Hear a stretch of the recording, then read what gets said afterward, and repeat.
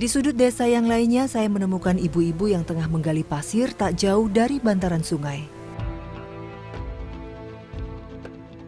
Lubang sedalam 1 meter ini menjadi tempat sebagian warga desa mencari rupiah sehari-hari. Mereka umumnya bekerja mulai dari pukul 8 pagi hingga 6 sore. Setiap penambang tidak memiliki satu lubang galian pasti yang didatangi. Setiap harinya mereka bisa berganti-ganti tempat. Tidak hanya pria, wanita pun ikut menggali dan mengumpulkan pasir. Bahkan tak jarang, anak-anak ikut dibawa ke lokasi tambang. Hermawati adalah salah satu penambang wanita yang sudah setengah tahun bekerja di sini. Setiap hari, ia datang bersama kakaknya, Heriana. Nampak jelas bahwa mengumpulkan pasir bukanlah pekerjaan yang mudah untuk perempuan. Mereka harus menggali pasir dan batuan terlebih dahulu menggunakan sekop dan bantuan piring plastik. Setelah itu, tanah dan batu dipisahkan. Hanya pasir saja yang dimasukkan ke dalam karung. Ini karung satu lagi ya, Bu ya. Ini taruh sini ya. Aduh, berat. Oke, jadi ini karena akses dari kota sampai ke desa cukup jauh, untuk mengirim bahan-bahan bangunan juga pasti ongkosnya lebih mahal. Jadi masyarakat memanfaatkan pasir dan batuan yang ada untuk kebutuhan bangunan di desa. Dan gak jarang ibu-ibu di sini justru yang ikut bekerja, karena kalau misalnya berkebun aja itu nggak cukup karena memang musiman. Sedangkan kalau ini mereka bisa setiap hari dan hasilnya juga langsung ada di hari itu juga. Ini berapa karung lagi, Bu, kita isi?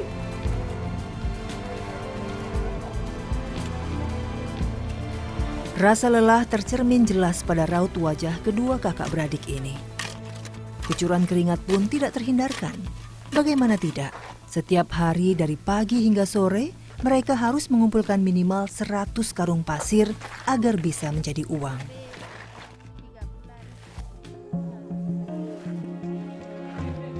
Apabila karung sudah banyak, maka sebagian mulai dibawa ke desa. Karung berisi pasir yang sudah diikat dibawa suami Hermawati menggunakan sepeda motor.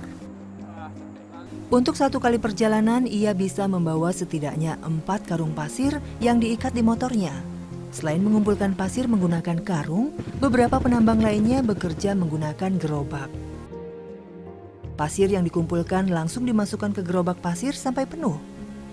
Gerobak pun dibawa bolak-balik dari lokasi tambang pasir sampai ke desa. 1 hari kerja keras ini, para penambang seperti Hermawati paling banter hanya membawa pulang uang sebesar Rp50.000 setelah dipotong untuk membeli makan dan minum.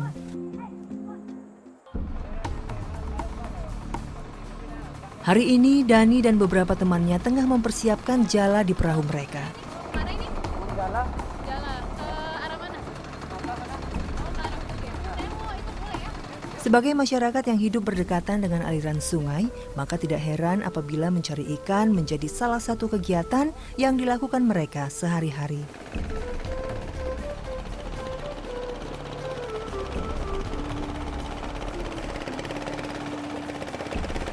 Kami menyusuri sungai ke arah hulu. Dalam perjalanan, deru mesin dipelankan. Dani pun mulai menebarkan jala. Tarikan pertama belum membuahkan hasil. Kami pun terus bergerak dan terus menebarkan jala berkali-kali. Terkadang mereka harus memukul-mukul air agar ikan yang bersembunyi di balik batuan keluar dan tertangkap jaring. Sayangnya, berkali-kali dilempar, berkali-kali pula jala ditarik dalam kondisi kosong.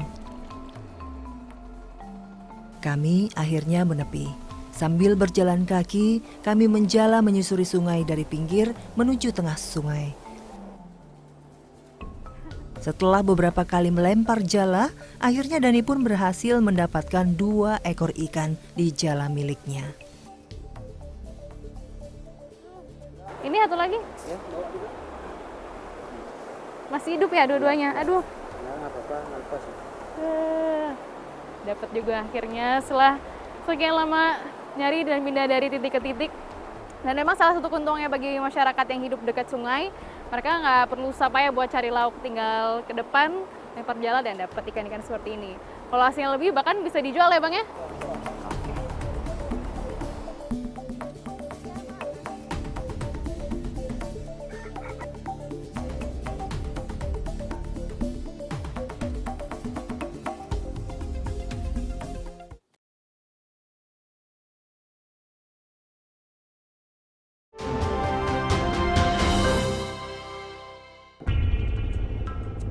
Kami mencoba bergeser ke titik lainnya untuk mencari ikan. Ini pegang gini. Penasaran dengan cara melempar jala, saya pun ikut mencoba. Namun caranya ternyata tak semudah yang terlihat. Kalau misalnya abang-abang ini sih kelihatannya mudah ya, tapi ternyata perlu tenaga karena jaringnya sendiri juga berat. Makanya nggak heran jarang ibu-ibu yang mancing pakai jala ya. Meski air mengalir deras, ternyata tidak menjadi jaminan adanya ikan yang melimpah setiap saat. Bang, ini biasanya kalau ikannya banyak tuh pas lagi musim-musim apa sih? Musim besar air, airnya keruh kan. Ini kan jernih airnya. Kalau keruh banyak ikannya. Kalau keruh justru banyak ya. Mudah kita cari. Kalau misalnya lagi musim hujan kayak gini, malah susah. Malah susah dia. Kalau nggak keruh airnya. Akhirnya kami memutuskan untuk kembali ke desa dengan hasil seadanya. Di tengah pertumbuhan zaman yang begitu pesat, warga di pelosok Aceh Selatan ini harus menjalani hidup dengan cara yang masih sangat tradisional, jauh dari jangkauan pemerintah, jauh pula dari kata modern. Ini sungguh membuat kami terharu, karena tanpa bantuan pemerintah, bukan tidak mungkin potensi di desa Alu Kejrun akhirnya terbuang sia-sia. Apa Pak harapan ke depannya untuk pembangunan desa? Harapan ke depan walaupun itu